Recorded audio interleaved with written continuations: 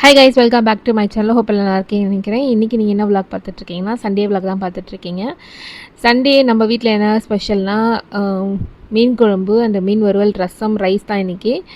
உங்கள் வீட்டில் சண்டே என்ன ஸ்பெஷல்ன்றதை மறக்காமல் கமெண்ட் சொல்லுங்கள். இது வந்து பாறை மீன் சொன்னாங்க. ஸோ கிலோ பார்த்தீங்கன்னா 650 ரூபா சொன்னாங்க. உங்கள் ஊரில் இந்த மீன் என்ன ரேட்டுன்றது சொல்லுங்கள். ஸோ வாஷ் பண்ணிவிட்டு ஃபைனலாக வந்து மிளகாத்தூள் மஞ்சத்தூள், உப்பு போட்டு ஃபைனல் வாஷ் பண்ணி வறுக்கிறதுக்கு தனியாக, குழம்புக்கு தனியாக எடுத்து வச்சாச்சு. ஸோ எனக்கு ஒரு 3 மீன் போல் 1 கிலோக்கு வந்தது. வறுக்கிறதுக்காக எல்லாத்தையும் பிசைஞ்சு வச்சு லெமன்லாம் புழிஞ்சு எடுத்து ஓரம் வச்சுட்டேன். ஸோ வச்சுட்டதுக்கப்புறம் மீன் குழம்பு வந்து வைக்கிறோம். அம்மா தான் வச்சாங்க மீன் குழம்பு.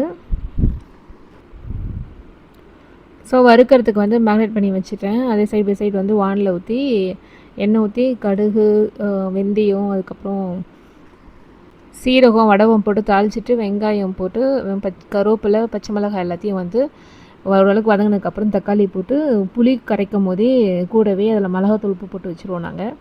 ஸோ ஃபைனலாக அதை எடுத்து ஊற்றி குழம்பு இந்த அளவுக்கு கொதித்ததுக்கப்புறம் மீன் போட்டு ஃபைனலே இறக்கிட்டோம். அதுக்கப்புறம் சைட் பை சைடு வறுக்கவும் செஞ்சுட்டேன். ஸோ எல்லாத்தையும் வறுத்துட்டு நான் இன்டர்மீடியட் ஃபாஸ்டிங் இருக்கிறதுனால காலைல பிரேக்ஃபாஸ்ட் வந்து நான் ஸ்கிப் பண்ணிட்டேன், சாப்பிடல. ஸோ ஃபைனலாக வந்து 12:30க்குலாம் செஞ்சு முடிச்சுட்டு அண்டு ஃபைனலி மாதிரி ஃபஸ்ட்டு நான் சாப்பிட்டுட்டேன்.